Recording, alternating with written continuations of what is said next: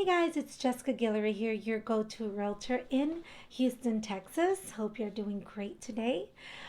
Let's talk getting a house ready to sell. I get this question asked by my clients who are getting ready to list their house, and it is, what do I need to do to get it like in tip-top shape so that I can make it the most appealing house on my block or in my neighborhood? Because at the end of the day, we want to surpass the competition and get it sold quick, right? So I always tell my clients, for me, the most important thing, if anything, is to have a clean house. And one might say, well, my house is already clean. I always recommend getting a professional um, cleaning company to come out and do a deep cleaning. We don't realize that a lot of times we don't get those areas that we should be getting um, on a regular basis. Baseboards, ceiling fans, air vents, what else? Cobwebs in the high ceilings, windows cleaned inside and out, grout cleaned, in all areas that are tiled, um, pet odors, how to get those taken out, cleaning around the around and under the refrigerator, the stainless steel appliances, making sure they're polished. I mean, it's just like the list goes on and on and on, which is why I always recommend hiring a professional. But I do have a list of that goes into detail. If you want it, I can email it to you on things to look for. It's a checklist of areas to look for and make sure that they're clean. And the reason I stress a lot on the cleanliness of a house is because when I have the photographers go out to take the pictures, those lenses and those flashes pick up a lot. So the better the house, the cleaner the house is, the better the pictures look. Okay, so that's one. The second thing that I always say is really, really important is to declutter. And that goes hand in hand with the cleaning. But to declutter is really, really important. I have noticed that there are some sellers that will, put their stuff in boxes and, cram them in the garage or cram them in closets. And that really doesn't help because when a buyer goes in to look at the home, they want to see the entire home. They want to see the garage and how large it is and how much space they have. And if you have it filled with boxes and stuff, the buyer can't fully see the garage. Or if you have really nice sized closets, but you have them, crammed with boxes, a buyer cannot see that this closet really is big. All it sees is that it's packed to the rim, so they think it's too small. And it's just an eyesore. And I always say, look, if you can afford getting a very small storage, get a small storage and take some of your items there. Furniture that you don't use, put it away, put it in storage. If you can't get a storage, because they can be expensive sometimes depending on where you're at and how big of a storage unit you need. If you have a family member who has an extra room or has space in their garage that you could put some of your things in, hey, don't be afraid to ask. But that can also be an option. Or, call up one of your friends and see if they can hold some of your stuff for you. Hey, that's what our friends for, right?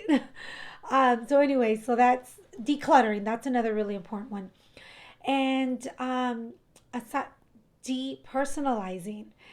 It's nice, when you're living in a home to have, your memories on the wall, your accomplishments, highlights, wedding pictures, all of these things.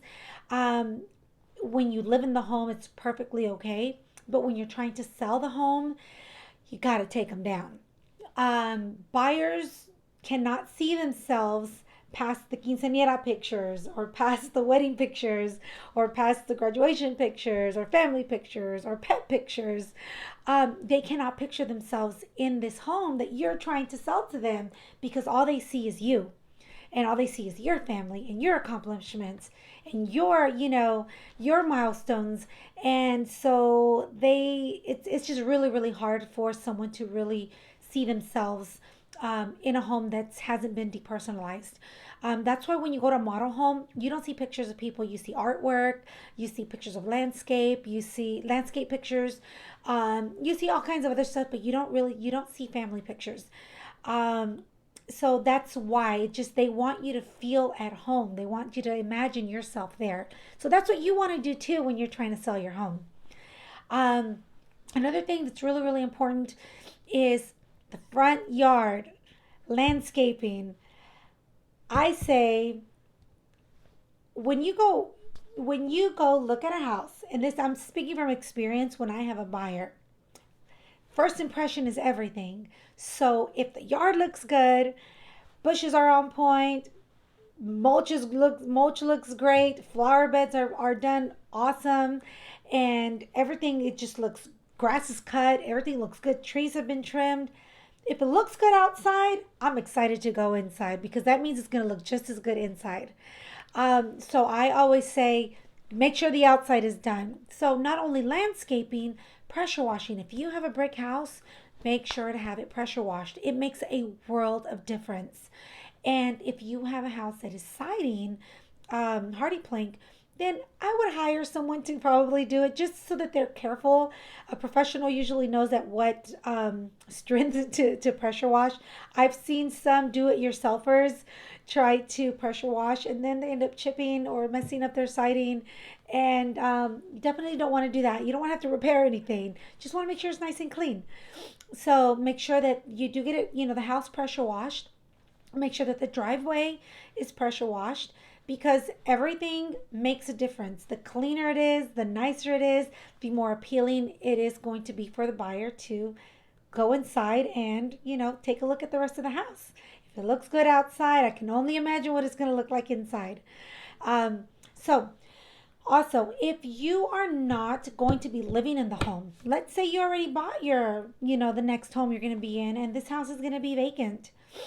All of those things are still equally as important. However, I would say that if you can get the house staged, that would definitely help your house sell faster. And if you have it staged, what it also does, it just kind of helps the buyer as they're walking in to imagine where the furniture can go, what the house looks like furnished. There are some buyers that are not visual.